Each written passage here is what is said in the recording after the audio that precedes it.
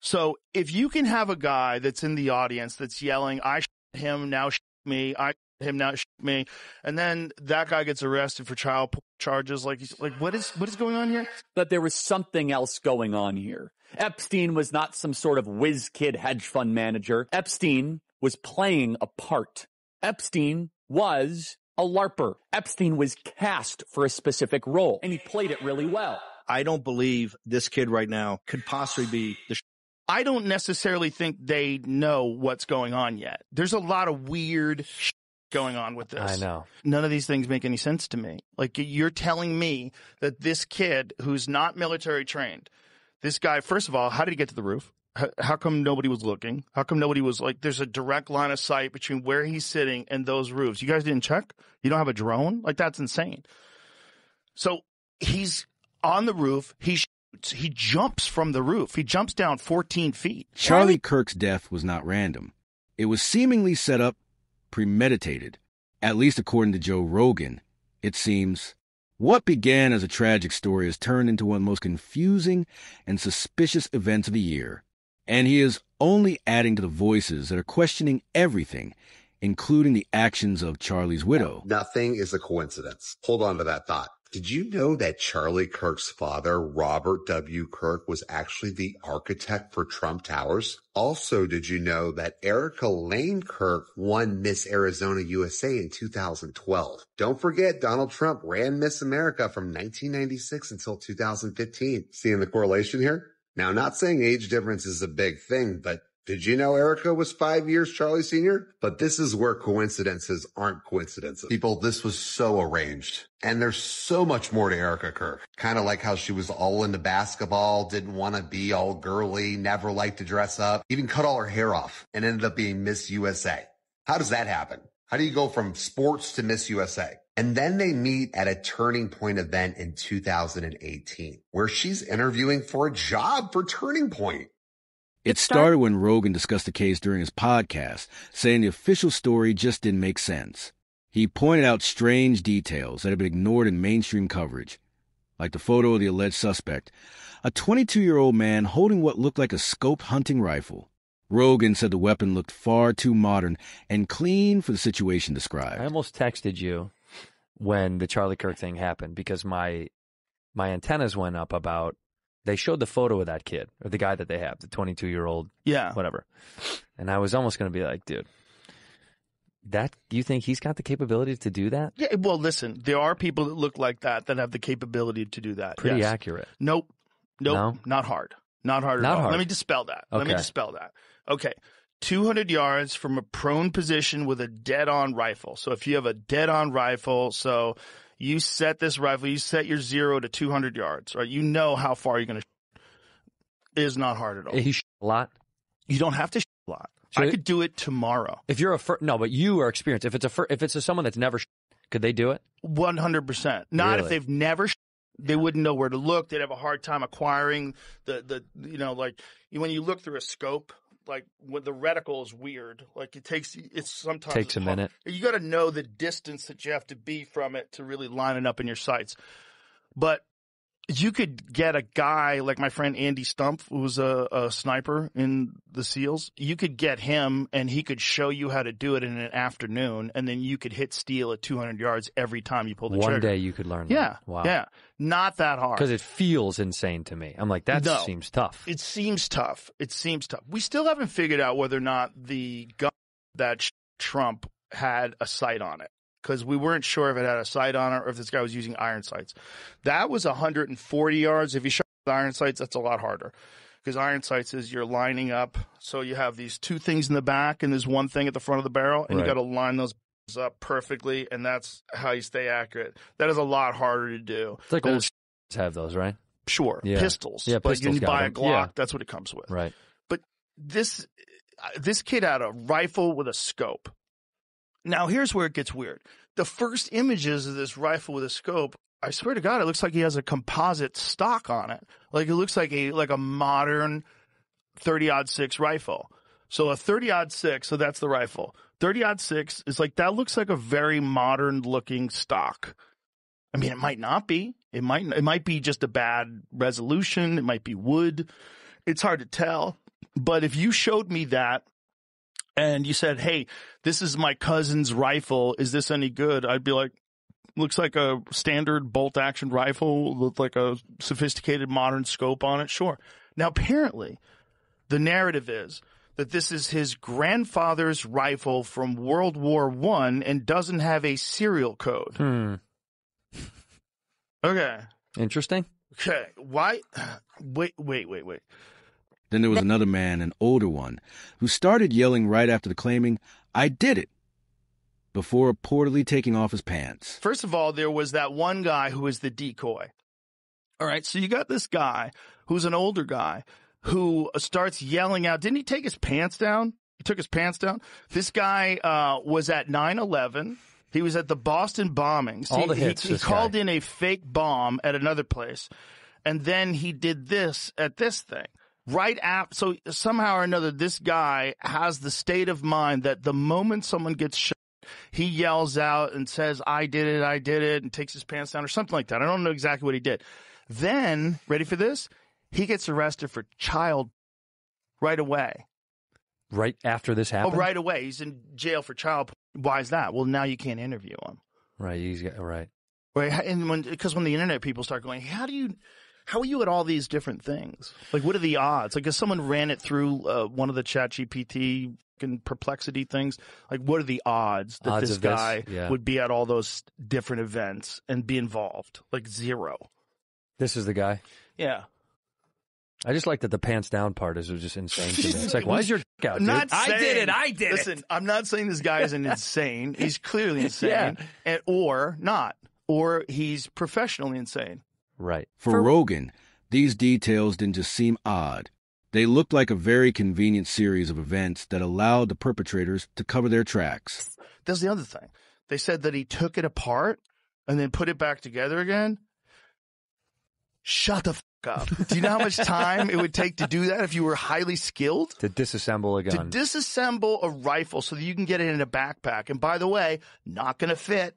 Not going to fit in a backpack. And then somehow or another reconnects it once he gets off the roof? What? What's that about? Is that what they pitched, huh? Yeah. And then he's supposed to get it in that stupid backpack. It's literally, it makes no sense. And the elevator music was a nice touch, by the way. Yeah. So this is just a narrative, right? Yeah. We watch a guy jump off the roof, and then we supposedly find this rifle. So if you can have a guy that's in the audience that's yelling, I him, now me, I him, now me, and then that guy gets arrested for child charges, like he's like, what is going on here? So and then weird. You find this rifle, and then you say, oh, he assembled it and he reassembled it. Like, okay. If I wish I was a cop, I'd sit in a room like, this story is horse. A short clip of Rogan's comments spread across social media instantly. Elon Musk, who was tagged in the clip, responded online with one of his trademark cryptic posts. The truth doesn't hide forever. That single sentence blew up the internet. Within hours, people were replaying Rogan's segment frame by frame. Try and connect Musk's reaction to what Rogan might know. Like, the more they keep looking into it, the more they're like, this doesn't feel like a real... It feels super fabricated. But here's the thing. Just like I was talking about when people are arguing on social media, it's all part of the plan. If you want things to be... I wanted it so bad. If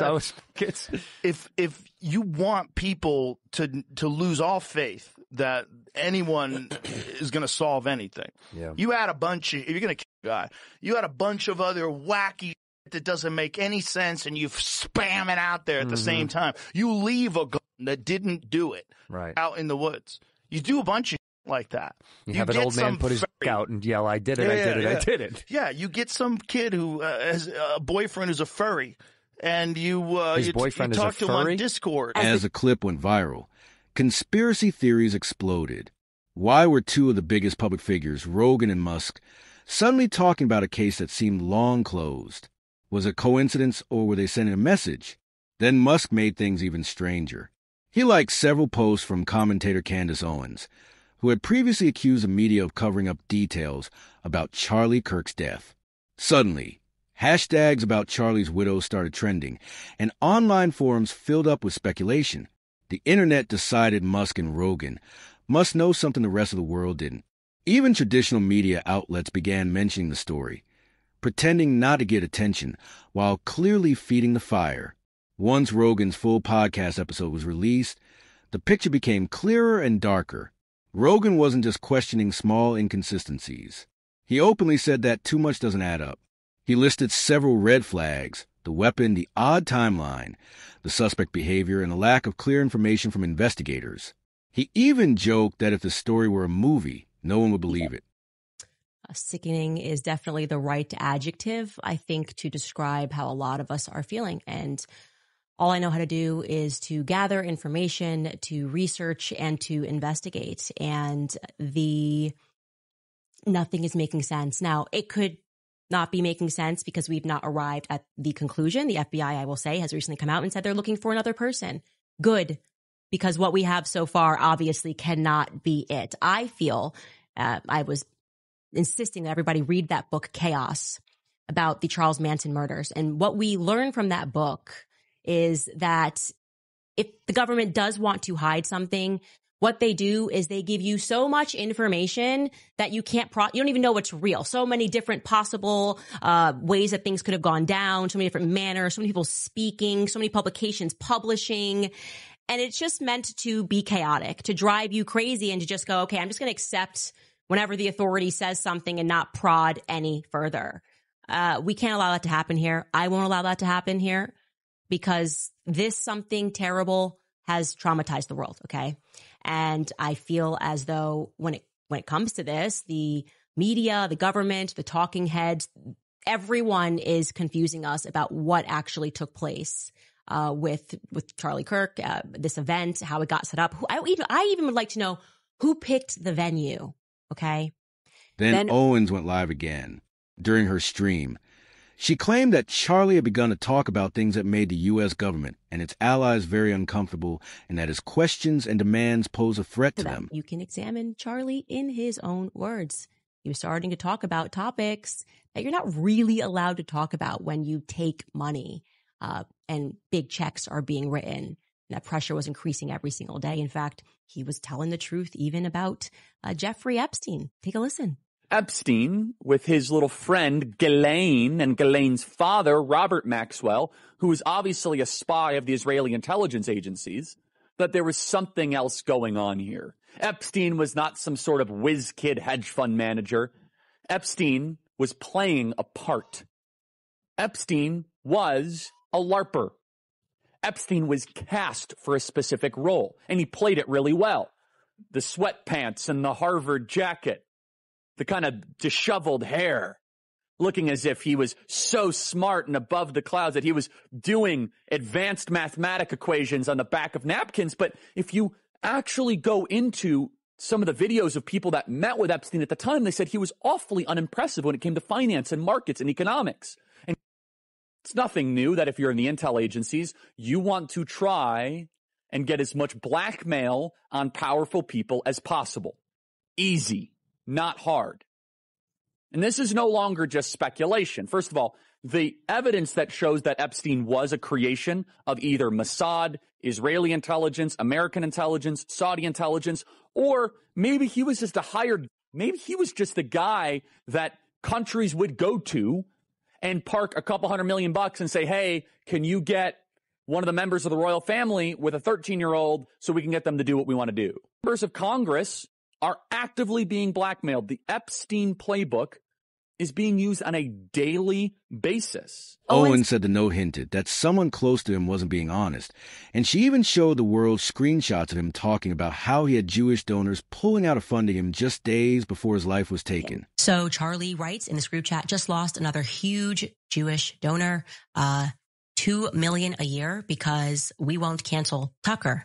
I'm thinking of inviting Candace. Somebody writes, Charlie writes, Jewish donors play into all of the stereotypes. I cannot and will not be bullied like this, leaving me no choice but to leave the pro-Israel cause. And somebody writes, a donor writes, please do not invite Candace. That might feel good short term, but it's not good long term. In my opinion, like all groups, you're going to get a wide variety of opinions. That nasty free will thing that God bestowed on us makes life frustrating at times after the dust settles a bit, maybe. So again, this is 48 hours before Charlie Kirk was assassinated. He was very clear and he was very explicit, and he did not back down, not in that Hamptons meeting, which they're all lying about, nor in this text thread. I'm not going to reveal the names of the other 7. Actually, you know what? I disagree with myself. Rogan's fans noticed something else. That some of Owens' claims seem to match up with Rogan's earlier comments. Both mentioned trust, both brought up inconsistencies, and both implied something about the widow didn't seem right. In fact, these recent questions by those two and Erica's connection to Donald Trump has actually brought a very interesting clip into the limelight, where the president seems to be making fun of Charlie, talking about how the latter was unable to dodge a bullet like he did. They seem to become very violent on the left. They've rammed vehicles into federal law enforcement, fired sniper rifles at ICE agents, and me, But I made a turn at a good time. I turned to the right. Charlie couldn't believe it, actually. He said, "How the hell did you make that turn?" I said, "I don't know." And just as the online frenzy peaked, the Utah prosecutors released something new. A series of text messages allegedly sent by the suspected assassin, 22-year-old Tyler Robinson, to his romantic partner. That's when everything erupted again after prosecutors in the U.S. state of Utah published alleged text exchanges between 22-year-old Tyler Robinson and his romantic partner. Countless social media users, including numerous prominent influencers, cast doubt on their authenticity. Some outright claimed that the texts in which Robinson appears to confess to Kirk had been fabricated by authorities. Many of the posts suggested that the language and tone of the exchanges did not match someone of Robinson's age, and the account was too forthcoming and detailed to be believable. Around some of these exchanges, there's ellipses above, if you look really closely.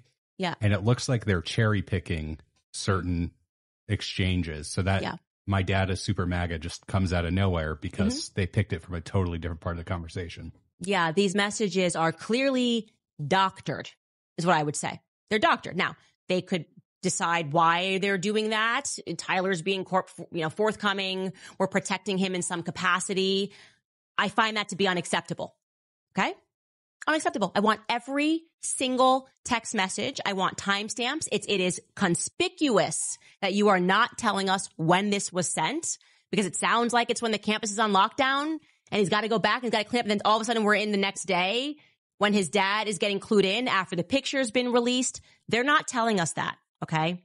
And you have a right to be a little bit uncomfortable about that, because I'm a lot of bit uncomfortable about that. We need full answers.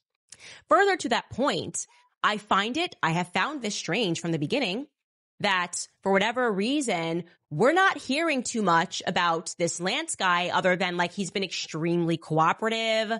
He's handed over his messages. I'm not implying that Lance was involved. I am implying that it's weird that we're not hearing more about